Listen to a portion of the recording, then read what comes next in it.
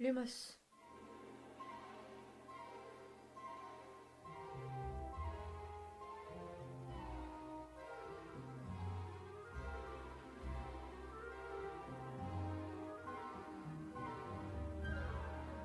Mince. Lumos. Lumos. Mais qu'est-ce qui cloche avec cette baguette? Lumos. Il y a une drôle d'odeur de chocolat. C'est ma baguette. Pourquoi elle sent le chocolat?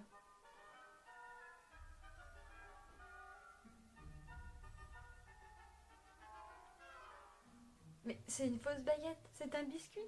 Mais regardez comment on dirait une vraie.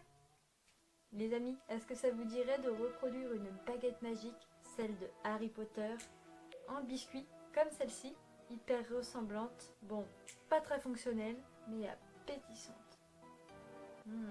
Cette bonne odeur de chocolat. Et si vous êtes prêts, c'est parti!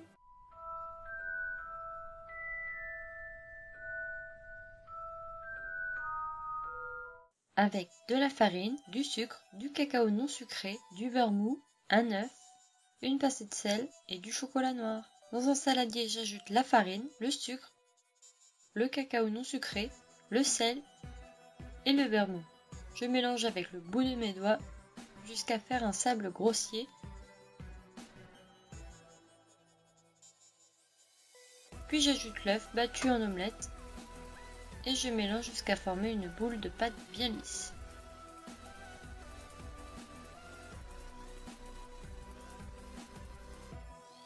Je la filme,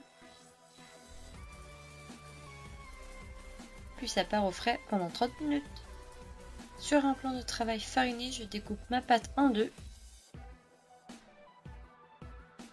puis encore en deux. Je fais une boule et je forme un boudin assez fin.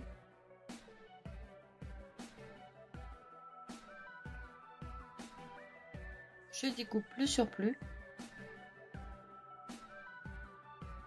Je prends bien la même mesure que ma baguette, c'est environ 30 cm si vous n'en avez pas. Je prends mon autre bout de pâte et je l'étale.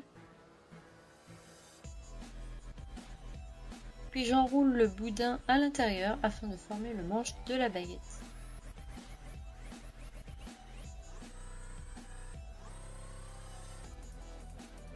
Je la façonne de la même façon pour être le plus ressemblante possible.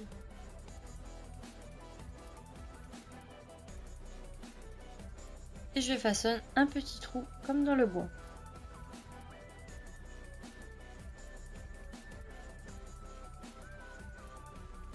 A l'aide d'ustensiles, je viens créer des effets de bois, c'est-à-dire quelques traits surtout sur le manche.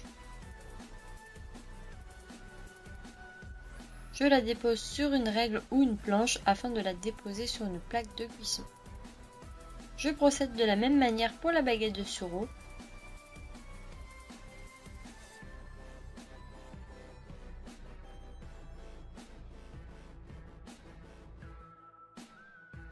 Je prends un morceau de pâte et je façonne le bout de ma baguette.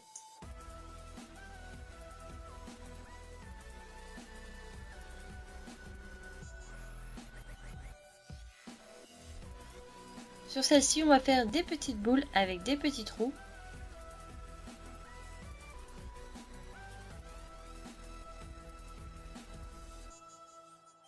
Aidez-vous bien d'une image afin de savoir la distance entre chaque boule.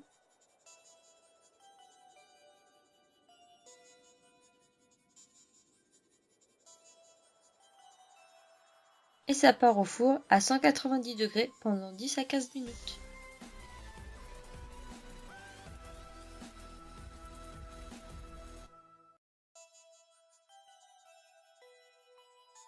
Pour la déco, on fait fondre 4 carrés de chocolat.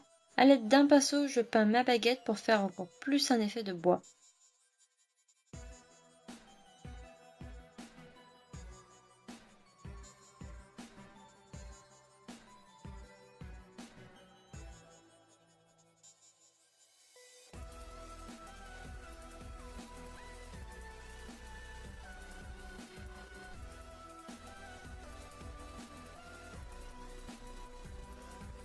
Et je remets au frais une dizaine de minutes.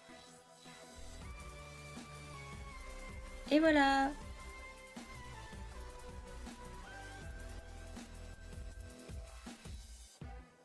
Et voilà les amis, nous avons notre baguette magique, ou pas, très très appétissante.